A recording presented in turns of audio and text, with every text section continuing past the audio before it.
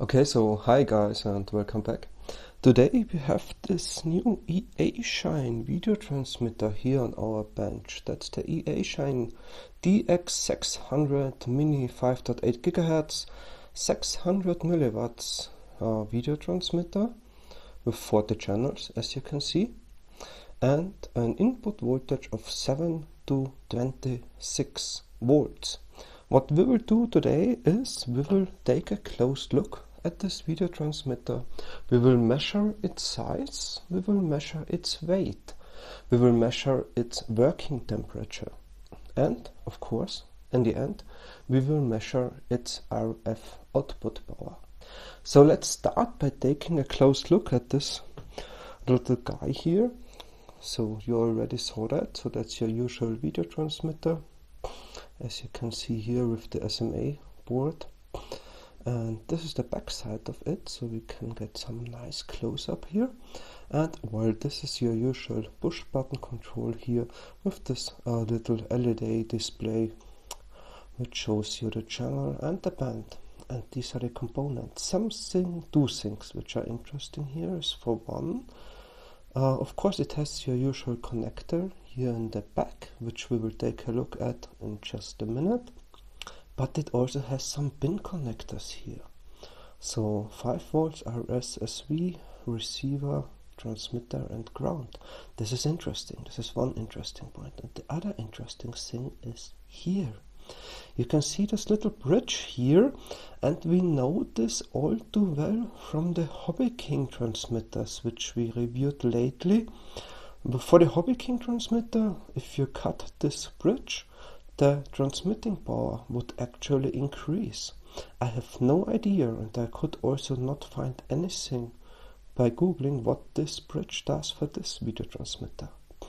We will leave this a mystery for now, because before we cut this bridge we will take a look at how it performs without cutting the bridge. So this is the video transmitter here. What else is in the box? There's this cleverleaf antenna which I have already opened for you to show you. It's an RHCB, a right hand polarized antenna. So as in the description, this comes with this really nicely bend-able shaft here, so this works well. So this is your RHCB antenna, and well, it doesn't look half as bad, so it does look decent enough, so that should work fine. Additionally, it comes with this connector cable, which you can see here, and well, from right to left you can see here, starting with the with the blue cable, that's your audio, that is a ground, and that is your voltage output and ground. So these two are voltage output and ground, and there is no PEC or similar on board of this video transmitter, so that means whatever comes in here, which is your power supply, also goes out here. And additionally, here is your video input for this transmitter. So this probably goes to your camera. Please take care that your camera can work with whatever voltage you input to this video transmitter, and as you saw, it can support 7 to 26 volts through this. So that was it for the general part. Let's take a look at the size of this now. So let's first see what the width of this is. And you can see the width of this is roughly 23 millimeters. Now you can see it better that I have focused it. So this has a width of roughly 23 millimeters. At its widest point, where this connector is, it has a, let's see, it is about 7.9 millimeters thick. And for the length of it, without the SMA black, we are at about 35 millimeters, and including the SMA black, this increases to about 44 millimeters. So now let's take a look at the weight of this. And for the weight, you can see that just for the video transmitter we arrive at about 8 grams, which is pretty decent for a 600 milliwatts video transmitter. We will now plug this in and leave it running for a few minutes so that it can reach its working temperature, which we will then measure for you. Okay, so we are back now, and we had this connected to our 3S LiPo here for around 10 minutes. And now we will see what's the working temperature of it. So how hot does it get? So let's see what we have here. So I can already feel it, and I will measure it. It doesn't get very hot for being a 600 milliwatt transmitter. You can see 50 degrees here, 32 at the LED, 43. The camera connector here seems a bit hotter. Oh, it's also only 40, 49. Let's see here, this component, 52. That's probably the voltage regulator, which is at 52, 54. Let's also see the heatsink on the other side here. 43, 50,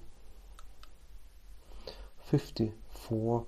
So we can say this gets at most 54 degrees, which is rather low actually. So I have tested several other video transmitters lately in the 200 and 400 milliwatts range, which all got hotter than this. So if this also outputs the desired milliwatts, then this is really nice because it doesn't get as hot. So this is also what we will test next. We will take a look at the emitted RF power of this. Okay, so now we are back to do the RF power measurements, and this little guy keeps surprising us for two reasons. The first one is, well, you know, this kind of display, it first tells you the band, and then it blinks and it tells you the channel. So we are at channel 1 here, because if I do a short press here, it will go to 2, it will go to 3, and let's go all the way back to channel 1. But what is the other thing here? It looks kind of like a 6, so I'm not sure, or should it be a D? I don't know, because this channel naming, let's call it a 6, because, well, you know, it's written like a 6. That channel naming does not correspond to what they have on their product page. So first we have this 6 here. If we press long to change the band, we get a B here. That is okay, I can read that. That's the B. Press long again, and we are at C. This is okay as well, I can read that. Press long again, and we are at D, which is nice as well. And we press long again, and we are at E. So we do have our 5 bands here, of course. 5 bands times 8 channels means 40 channels, which is the 6th band, which is probably meant to be an A. And then we continue with the bands in B, C, D, and E. This is the first surprise which we have here. The second one is connected to what we saw earlier. This little 600 milliwatts transmitter seems to more or less constantly put out around 200 milliwatts. So I will just quickly go through the channels here. We are now at the 6th band at channel 1 with 190 milliwatts, channel 2 with 199, channel 3 with 199, channel 4 with 206, channel 5 with 206, channel 6 with 206, channel 7 with 200, about 200, and channel 8 with 199.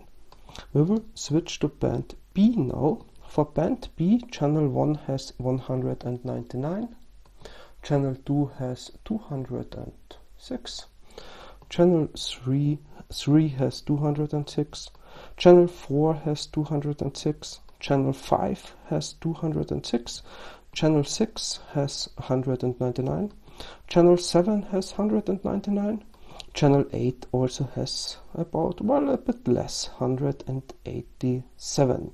We go to band C now.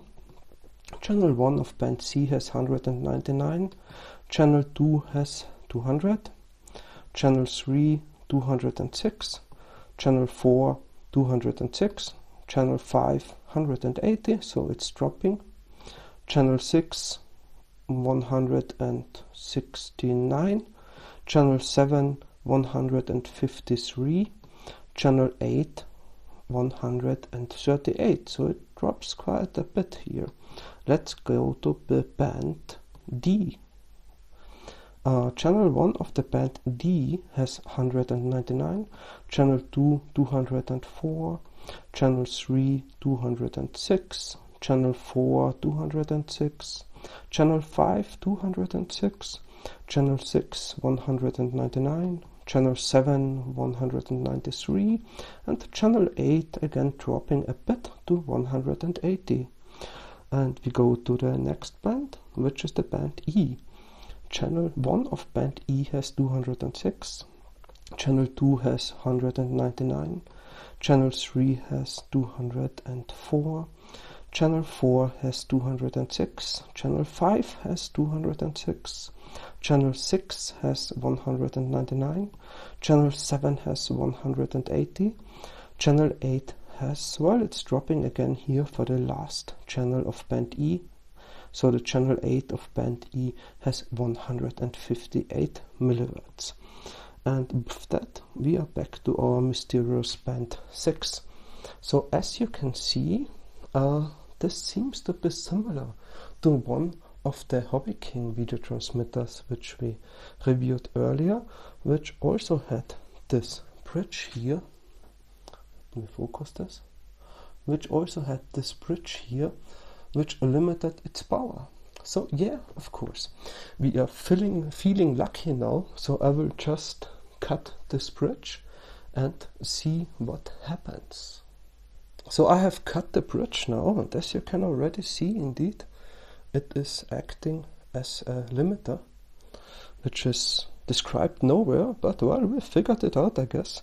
So as you can see, this bridge is now no longer there. I have cut it, and we will now go again through all the channels and bands to see what the raw power of this baby is. So we will start again at the mysterious band 6, which is probably band A, we still don't know.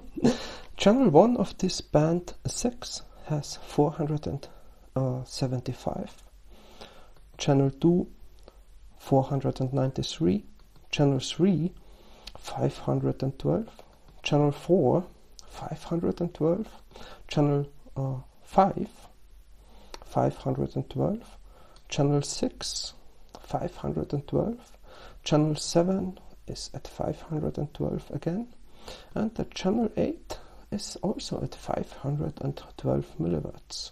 So we switch to the band B now.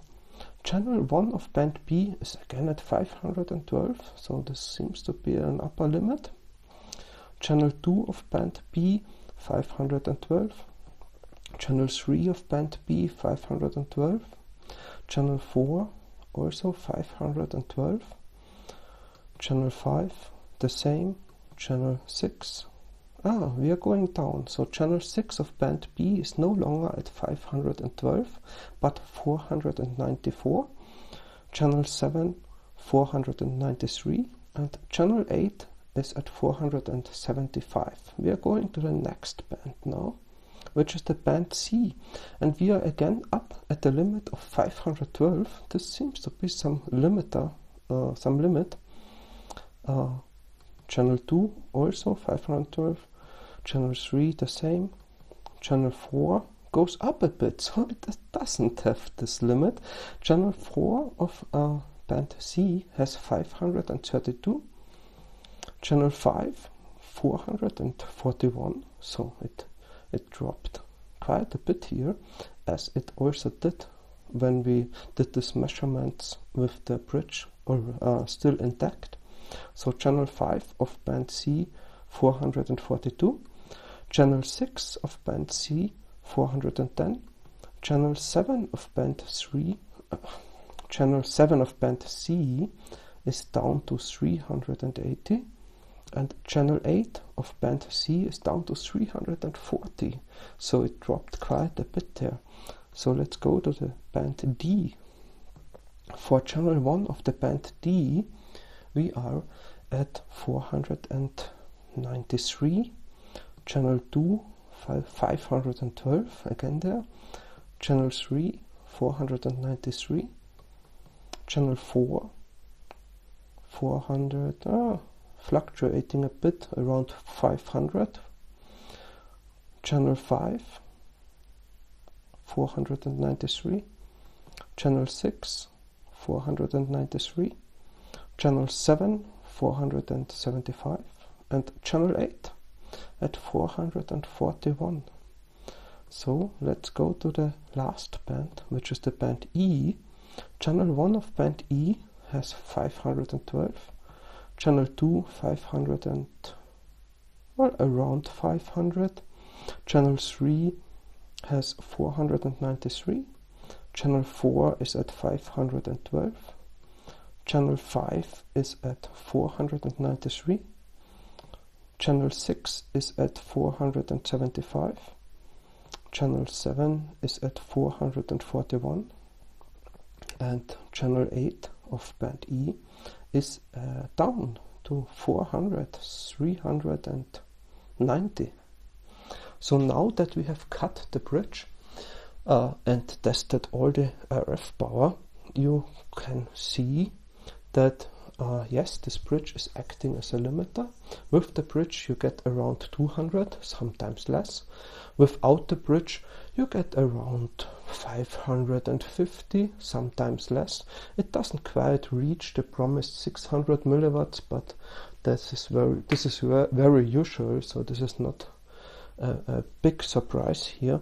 I want to take another temperature measurement here, now that we have cut the bridge, just to see how hot it now gets. But we can see, even with the bridge cut, we are a bit hotter, so we are going up to, see if I can show it to you. So it's a bit hotter than before. We are going at 51. I just had a reading of 60 somewhere. Here we get at 71 degrees. So yes, now it gets a bit hotter. Here also 71 degrees. Let's see the antenna connector here. No, that's cold. So the hottest part is probably here, around 70 degrees. Let's turn it around, take a measurement of the heatsink, which is also around 70 degrees here, now that we have cut the bridge and unfolded the full power of this video transmitter. Okay guys, so I have taken a further look at this to demystify the mysteries of the band naming of these video transmitter.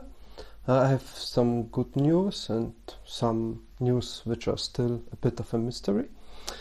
First, the usual bands are there. So we had this band 6, this mystery band 6 of this video transmitter. So sorry for my writing here, I will all spell it out. So we had this mystery band 6, which I will come to in just a minute. Then we have this band B of the receiver, that's your usual band, starting with 5725 MHz. The band C is just your usual band, starting with 5705 MHz. Band D is your band starting with 5733 MHz. And your band E is your race band, starting at 5658 MHz. So all is good there. You will also all find this information on my website. The band 6 is a bit of a mystery. So it does correspond to the band A on my video receiver, the band A, which usually starts with 5740 megahertz, but the channels are all mixed up. So channel 1 of this video transmitter corresponds to channel 7 of my receiver, channel 2 corresponds to channel 6, channel 3 corresponds to channel 5, channel 4 to 4, channel 5 corresponds to channel 3, channel 6 to channel 2, channel 7 to channel 1, and channel 8 I can't receive at all with any of my video receivers. So that is the mystery channel. I have no idea what frequency this is. I don't have a spectrum analyzer here. But, well, at least you can see I could maybe a bit demystify the mysteries of the band namings for this receiver, and I will have a complete table on my website so that you can take a closer look at this. So all in all, it's a really nice video transmitter. It outputs about the power which is advertised. So with the bridge we are limited to 200 milliwatts. Without the bridge we are getting close to 600 milliwatts. You have to know about this bridge because it isn't described anywhere. Another thing is that this doesn't come with a description, so the different names for the band 6, B, C, D and E are a bit of a mystery here. But all in all, yes, this works. It outputs about the power which is advertised, so I guess it's a pretty nice video transmitter, and you should now have all the information which you need to decide whether to buy this or not. Well, I hope you liked this video. If you liked it, please leave a thumbs up, please subscribe to my channel, and I'm looking forward to see you next time.